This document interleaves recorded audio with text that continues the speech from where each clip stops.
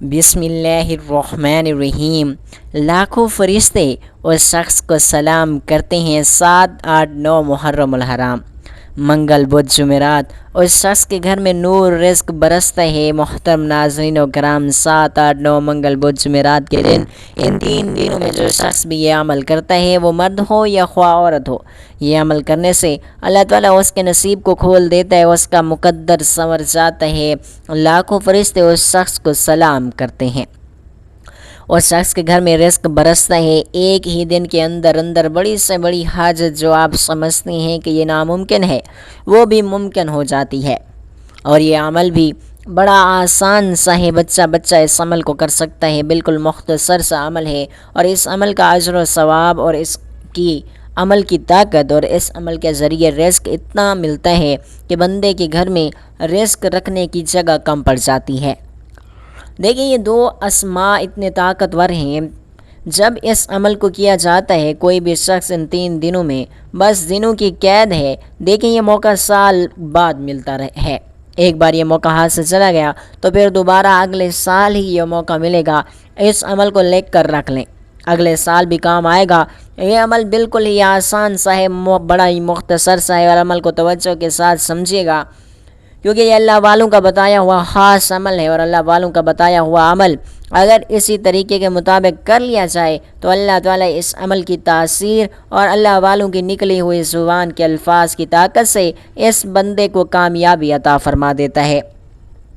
اب عمل کیسے کرنا ہے، ذرا اس بات کو سمجھیے گا۔ دیکھیں، اس عمل سے اللہ تعالیٰ ایسی غیبی مدد فرما دیتے ہیں کہ بندہ خود حیران رہ جاتا ہے۔ اور اس عمل کو کرنا کیسے ہے کہ سب سے پہلے ناظرین کرام، آپ نے باوضو ہو کر خواتین بھی اس عمل کو کریں، بچے بھی کریں۔ دیکھیں، عمل تو ہے ہی آسان سا، لیکن ایک روایت میں ہے کہ جو بندہ اس کو پڑھتا ہے، ذکر و اذکار کرتا ہے، اس ذکر کو اپنی زبان پر جاری کر لیتا ہے، جب بندہ اس کو پڑھتا ہے، ایک بار پڑھنے کی برکت سے اللہ تعالیٰ 700 گناہ تک اس کو اجر و ثواب عطا فرمائے گا۔ اور ان دنوں کے اندر میں یہ عمل کیا گیا باقی دنوں کی بنسبت اتنا آسان، محبوب، اس قدر اللہ تعالیٰ اس بندے کو اس پر اجر و ثواب عطا فرماتا ہے کہ اس کی نیکیوں میں اضافہ ہو جاتا ہے۔ محترم ناظرین و کرام، ماہ محرم الحرام میں سے 7، 8، 9 یعنی منگل اور بدھ اور جمعرات صرف ہاتھوں کی انگلیوں پر 21 بار پڑھ لو۔ پڑھنے سے لاکھوں فرشتے اس شخص کو سلام کرتے ہیں، اس شخص کے گھر میں نور اور رزق برستا ہے۔ محترم ناظرین و کرام، آج کا جو وظیفہ آپ کی خدمت اقدس میں پیش کرنے جا رہا ہوں، صرف 3 دن کا بہت ہی عظیم وظیفہ ہے کہ جسے آپ نے صرف اور صرف نماز فجر کے بعد کرنا ہے، یا رات کو سونے سے پہلے عشاء کے بعد کر لیں۔ جو ناظرین یا بہن بھائی سالوں سے پریشان ہیں، رزق کی تنگی ہے، مشکلات ہیں، پریشانیاں ہیں، ان سے گزارش ہے کہ نماز فجر یا کسی بھی نماز کے بعد 3 دن کا یہ وظیفہ اپنی زندگی میں لازمی کر لینا۔ وہ لوگ جو اپنی مالی پریشانیوں کو فوری طور پر ختم کرنا چاہتے ہیں اور رزق کی کشادگی چاہتے ہیں، تو وہ لوگ آج کا یہ وظیفہ لازمی کریں۔ ناظرین، آپ کو 1 منٹ بھی نہیں لگے گا، انشاءاللہ تعالی آپ یہ وظیفہ پڑھ لیں گے، مگر فجر کے بعد آپ کو یہ وظیفہ پڑھنا ہے۔ اور آپ اگر چاہتے ہیں کہ دولت کی برسات ہو جائے، ابھی مدد آپ کو فوری طور پر مل جائے، تو یہ وظیفہ لازمی پڑھ لینا۔ ناظرین، اپنی مشکلات کو ختم کرنے کے لیے، اپنی تمام پریشانیوں کو، جو پیسوں کو لے کر ہوں، جو رزقوں کو لے کر ہوں، جو دولت کو لے کر ہوں، پوری دنیا میں اس وقت جہاں کہیں بھی میرے بہن بھائی دکھ میں ہیں، تکلیف میں ہیں، مصیبت میں ہیں، مالی پریشانیوں میں ہیں، قرضوں میں ڈوبے ہوئے ہیں، قرضدار جن کی جان نہیں چھوڑ رہے، قرضدار جن کو سارا دن فون کرتے ہیں، ان کے گھر پر آتے رہتے ہیں، وہ میرے تمام بہن بھائی آج کا یہ وظیفہ فجر کی نماز کے بعد کر لینا۔ جب بھی آپ فجر کی نماز کے بعد انشاءاللہ تعالی یہ وظیفہ کرو گے، آپ کی تمام مالی پریشانیاں، قرض کی تنگی سے نجات انشاءاللہ سب ختم ہو جائے گی۔ اس دور میں اکثر لوگ یہ شکایت کرتے ہوئے نظر آتے ہیں کہ ہمارے رزق میں برکت نہیں ہے۔ آپ روزی کمانے کے لیے اتنی محنت کرتے ہیں، دن رات جد و جہد کرتے ہیں، اور اپنی ساری توانائیاں کھپا دیتے ہیں، لیکن پھر بھی خرچے پورے نہیں ہوتے، بلکہ الٹا ہر مہینے قرضہ چڑھ جاتا ہے۔ اس صورتحال کو سامنے رکھتے ہوئے یہ سوال پیدا ہوتا ہے کہ رزق میں برکت کیسے آ سکتی ہے؟ اور وہ کون سے اسباب ہیں جنہیں اختیار کیا جائے تو رزق میں برکت آ جاتی ہے اور اس سے تمام اخراجات پورے ہو سکتے ہیں۔ پہلی بات تو یہ ہے کہ ہمیں اس بات پر مکمل یقین ہونا چاہیے کہ ہم سب کا رازق اللہ تعالیٰ ہی ہے اور اس کے سوا کوئی رزاق نہیں۔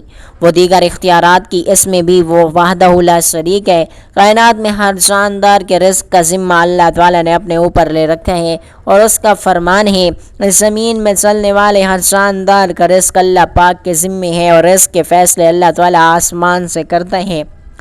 اللہ تعالیٰ کا فرمان ہے کہ آسمان میں تمہارا رزق ہے اور وہ بھی جس کا تم سے وعدہ کیا جاتا ہے۔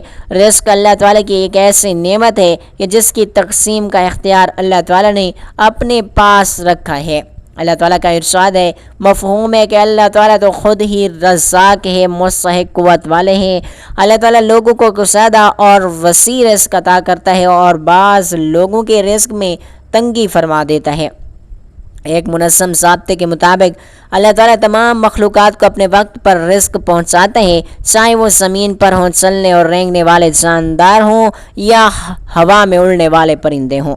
نہ سمندروں کی تاریکیوں میں بسنے والے جاندار اللہ تعالیٰ کی نگاہ سے اوجھل ہیں اور نہ پہاڑوں کی چوٹیوں پر بسیرا کرنے والوں کو اللہ تعالیٰ فرماتے ہیں، اور زمین پر چلنے والا کوئی جاندار ایسا نہیں جس کا رزق اللہ تعالیٰ نے اپنے ذمے نہ لے رکھا ہو۔ ہم لوگ رزق صرف کھانے کی چیزوں کو کہتے ہیں، حالانکہ ایسا نہیں ہے، بلکہ رزق اللہ تعالیٰ کی دی ہوئی ہر نعمت کو کہتے ہیں، چاہے وہ صحت ہو، چاہے وہ علم ہو، چاہے وہ اخلاق ہو، عمل ہو، نیک بیوی ہو اور اولاد ہو، مال ہو، دلی اطمینان ہو یا پھر امن کی نعمت ہو۔ اللہ تعالیٰ کی بے شمار میں سے ہر نعمت پر رزق کا اطلاق ہوتا ہے اور اللہ تعالیٰ کا ارشاد کا مفہوم ہے، اگر تم اللہ کی نعمتوں کو گننے لگو تو انہیں شمار نہیں کر سکتے ہو۔ یہ اللہ تعالیٰ کی حکمت عملی ہے کہ رزق کی تقسیم میں لوگ مختلف ہیں، بعض کو وہ اپنی حکمت بالغاہ کی وجہ سے زیادہ اور بعض کو کم دیتا ہے۔ اللہ تعالیٰ کے ارشاد گرامی کا مفہوم ہے، اور اللہ تعالیٰ نے تم میں سے کچھ لوگوں کو رزق کے معاملے میں دوسروں پر برتری دے رکھی ہے۔ دنیاوی زندگی میں ان کی روزی کے ذریعے بھی ہم نے ہی ان کے درمیان تقسیم کر رکھے ہیں۔ اس حقیقت کو سمجھنے کے بعد بہت سارے مسائل حل ہو جاتے ہیں۔ نہ کسی سے حسد ہوتا ہے، نہ دشمنی کے آثار نمایاں ہوتے ہیں، نہ اپنے آپ کو حد سے زیادہ مشقت میں مبتلا کرنا پڑتا ہے، اور نہ رزق کو تلاش کرنے کے لیے غلط راستوں کو اختیار کرنا پڑتا ہے۔ حلال طریقے سے رزق طلب کرنا بھی اللہ تبارک و تعالیٰ کی اطاعت ہے اور اسلام ایک مکمل ضابطۂ حیات ہے۔ یہاں عقائد بھی دین ہیں، شعائر تمدیہ، نماز، روزہ، زکوٰۃ اور حج بھی دین ہیں، معمولات میں بھی دین کا حصہ ہے، معاشرت میں بھی دین میں شامل ہیں، اور اخلاقیات بھی دین کا ایک اہم جز ہے۔ لہذا رزق حلال کمانا بھی دین ہے۔ حلال رزق کمانا تقدیر کے خلاف نہیں ہے۔ استغفار کے فضائل میں یہ بھی ہے کہ اس کی کثرت انسان کی پریشانیوں کو دور کرتی ہے اور رزق میں بھی برکتیں نصیب ہوتی ہیں، جیسا کہ حضرت عبداللہ بن عباس سے روایت ہے کہ وہ دو جہاں کے تاجدار مکی مدنی سرکار صلی اللہ علیہ وآلہ وسلم کا فرمان مبارک برکت نشان ہے کہ جس نے استغفار کو اپنے اوپر لازم کر لیا، اللہ پاک اس کی ہر پریشانی اور دور فرمائے گا اور ہر تنگی سے اسے راحت عطا فرمائے گا اور اسے ایسی جگہ سے رزق عطا فرمائے گا جہاں سے اسے گمان بھی نہ ہوگا۔ استغفار ایک ایسی بہترین نیکی اور عبادت ہے کہ جس کے ذریعے مسلمان اپنے نامہ اعمال کو مضبوط کر سکتا ہے اور اللہ پاک سے مغفرت طلب کر کے جنت کا بھی حقدار بن سکتا ہے۔ روایت ہے کہ سرور کونین حسین صلی اللہ علیہ وآلہ وسلم نے ارشاد فرمایا، تو خوشخبری ہے یہ ان کے لیے جو اپنے نامہ اعمال میں استغفار کو کثرت سے لائیں۔ انسان و نسیان سے بنا ہے جس کی وجہ سے انسان سے خطا ہوتی رہتی ہے، لیکن اللہ تعالیٰ نے اسے انسان کو بچانے کے لیے ایک طریقہ عطا فرمایا ہے کہ جسے استغفار کا نام دیا گیا ہے۔ استغفار کے ذریعے بندہ جو اس نے غلطیاں اور گناہ کیے ہوتے ہیں ان سے بندہ نجات پا لیتا ہے۔ لوہے کی طرح دلوں کا بھی ایک زنگ ہے اور اس کا پالش استغفار ہے۔ خوشخبری ہے اس کے لیے جو اپنے نامہ اعمال میں استغفار کو کثرت سے لائے۔ گناہوں سے استغفار یعنی توبہ کرنے کے حوالے سے ایک جگہ آپ صلی اللہ علیہ وآلہ وسلم نے ارشاد فرمایا کہ جس نے اپنے اوپر استغفار توبہ کو لازم کیا، اللہ پاک اس کی ہر پریشانی کو دور فرمائے گا اور ہر تنگ سے تنگ اور صراحت عنایت فرمائے گا، اور اسے ایسی جگہ سے رزق عطا فرمائے گا جہاں سے اسے گمان بھی نہ ہوگا۔ شیطان نے بارگاہ الہی میں کہا، اے اللہ پاک، مجھ سے تیری عزت کی قسم، میں تیرے بندوں کو جب تک ان کی روحیں ان کے جسم میں باقی رہیں گی ان کو گمراہ کرتا رہوں گا۔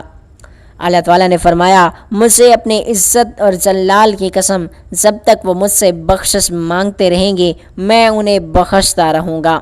ایک اور جگہ پر معقول ہے کہ جب حضرت سعید بن ابی بردہ اپنی سند کے ساتھ اپنے دادا سے روایت کرتے ہیں کہ ہمارے ہاں رسول اکرم صلی اللہ علیہ وآلہ وسلم تشریف لائے اور اس حال میں کہ ہم سب ہی بیٹھے ہوئے تھے، تو آپ نے فرمایا کہ کوئی صبح طلوع نہیں ہوتی مگر اس میں 100 مرتبہ استغفار کرتا ہوں، اور ان تمام روایات اور احادیث مبارکہ سے ہمیں یہ معلوم ہوتا ہے کہ ہمیں استغفار کرتے رہنا چاہیے اور استغفار کو اپنی زندگی کا حصہ بنانا چاہیے۔ اللہ تعالیٰ ہمیں اپنی بارگاہ میں استغفار اور توبہ کرنے کی توفیق عطا فرمائے، آمین۔ محترم ناظرین کرام، زندگی میں پیسہ ہی سب کچھ نہیں ہوتا، لیکن یہ بھی ایک حقیقت ہے کہ پیسہ آپ کو زندگی کی بہت ساری مشکلوں اور تکلیفوں کو دور ضرور اور دکھ کو دور کر سکتا ہے۔ زندگی میں ہر شخص کو دولت مند کا کامیاب بننے کے لیے ایک یا ایک سے زائد موقع ملتے ہیں، تاہم یہ ایک شخص پر منحصر ہے کہ وہ ان مواقع کا خوب تر اور ذہانت مندانہ استعمال کرتے ہوئے زندگی کی دوڑ میں نکل جائے۔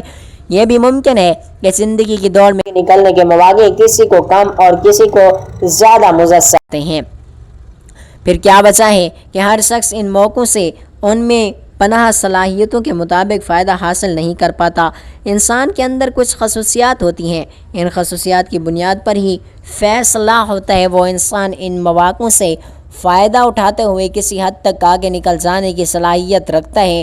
کوئی بھی آپ کو کروڑ پتی بننے کی گارنٹی نہیں دے سکتا، تو ہم اگر آپ کے اندر سیل میں درج روٹین عادات اور شخصیاتی خصوصیات موجود ہیں تو آپ کی سمت درست ہے کرنا۔ اگر آپ نے اپنی توقعات کو اونچا رکھا ہوا ہے اور ہر طرح کی چیلنجز کے لیے تیار ہیں تو پھر آپ صحیح ٹریک پر ہیں۔ دنیا میں کوئی شخص دولت مند نہیں بن سکتا، اپنے خواب نہیں جیت سکتا جب تک کہ وہ بلند توقعات نہ رکھتا ہو، اور اس درجے کے شخص کا خیال ہوتا ہے کہ صرف خوش قسمت افراد امیر بن جاتے ہیں اور بن پاتے ہیں۔ حقیقت تو یہ ہے کہ کسی کے سرمایہ دار نہ ملک میں آپ کے امیر بننے کا ہر ممکن امکان ہوتا ہے، مگر اس کے لیے آپ کے اندر عزم ہونا چاہیے۔ سب سے پہلے خود سے سوال کریں کہ آپ اپنے طبقے کے نچلے یا متوسط سے اوپر کیوں نہیں اٹھ پا رہے۔ اس کے بعد کچھ بڑا سوچنا شروع کریں، اپنی توقعات کو بلند کریں تو کامیابی بھی قدم چومے گی۔ زندگی میں پیسے کا ہونا بری بات نہیں ہے، لیکن پیسے کی لالچ رکھنا اور لالچ میں آ کر پیسہ حاصل کرنے کے لیے غلط راستے کا اختیار کرنا بری بات ہے۔ خواتین و حضرات، آج جو وظیفہ آپ کو بتانے جا رہا ہوں وہ ایسا پاورفل وظیفہ ہے جو آپ کو دنوں میں امیر بنا دے گا۔ جتنے یقین سے آپ یہ وظیفہ کریں گے اتنی جلدی آپ کو اس کے اثرات ملنا شروع ہو جائیں گے۔ ہمیں دنیا کے ہر کام کو کرنے کے لیے پیسوں کی ضرورت پڑتی ہے، اور چاہے یہ کام چھوٹا ہو یا بڑا ہو، بغیر پیسوں یا دولت کے کوئی دنیاوی کام نہیں کر سکتا۔ اگر آپ کو بھوک لگی ہے تو کھانے کے لیے رقم چاہیے، کپڑے خریدنے ہیں، مکان خریدنے ہیں، گاڑی خریدنی ہے، یا کوئی کاروبار کرنا چاہتے ہیں تو سب کے لیے پیسوں کی ضرورت پڑے گی۔ بعض اوقات کچھ کام ایسے کرنے پڑ جاتے ہیں جن کے لیے کافی رقم کی ضرورت پڑ جاتی ہے، جیسے گھر میں اچانک کسی کو کوئی بڑی بیماری ہو جائے، اس کے علاج کے لیے اپنے یا بچوں کی شادی کرنا ہو، وہ وغیرہ۔ اللہ تعالیٰ کے سوا کوئی بھی دولت یا رزق نہیں دے سکتا۔ جب بھی ہمیں کبھی اچانک زیادہ پیسوں کی ضرورت پڑ جاتی ہے تو اس کا انتظار بھی اللہ تعالیٰ کی کہیں نہ کہیں سے فرما دیتا ہے۔ ہر مسلمان کو چاہیے کہ وہ ایسے وقت میں فوراً اللہ تعالیٰ کی طرف رجوع کرے اور اپنی ضرورت کے لیے اللہ تعالیٰ سے مانگے۔ ناظرین، اب ہم چلتے ہیں وظیفے کی طرف، آپ نے سب سے پہلے نماز فجر ادا کرنی ہے، اور نماز ادا کرنے کے فوراً بعد آپ نے وہیں شائع نماز پر بیٹھ کر سب سے پہلے درود پاک لازمی پڑھنا ہے۔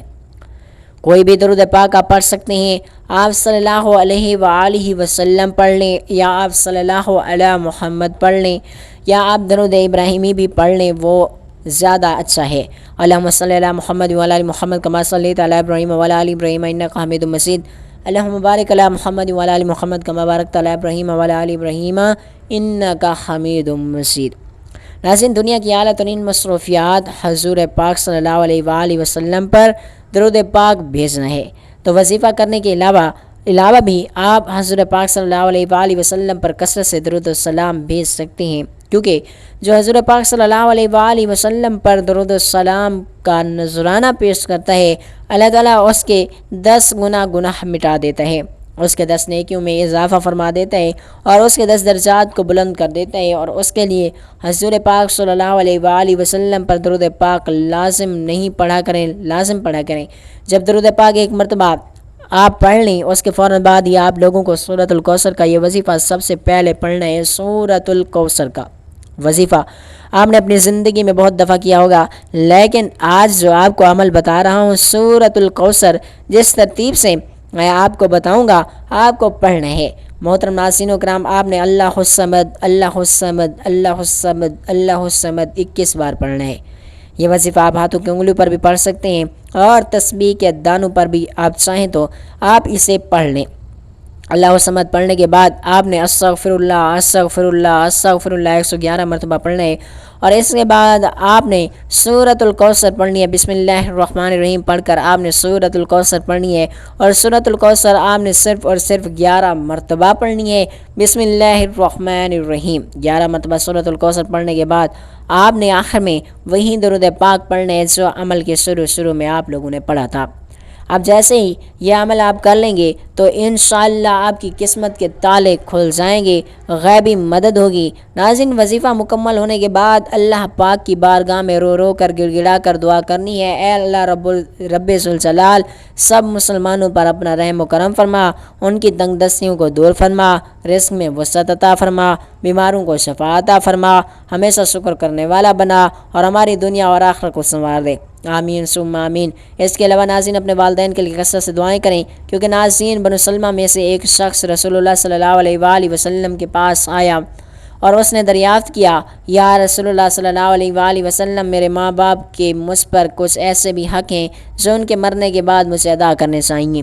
آپ صلی اللہ علیہ وآلہ وسلم نے فرمایا کہ ہاں، ان کے لیے خیر و رحمت کی دعا کرتے رہنا، اور ان کے واسطے اللہ سے مغفرت اور بخشش طلب کرنا، اور ان کا اگر کوئی عہد معاہدہ کسی سے ہو تو ان کو پورا کرنا، اور ان کے تعلق سے جو رشتے ہوں ان کے لیے لحاظ رکھنا، اور ان کا حق ادا کرنا، اور ان کے دوستوں کا اکرام و احترام کرنا۔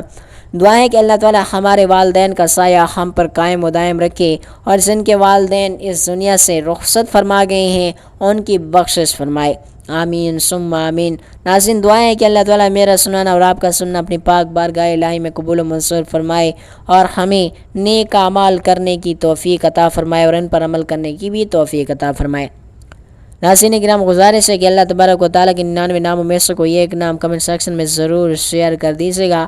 اللہ تعالیٰ ہم سب کا حامی و ناصر ہو، آمین، جزاک اللہ۔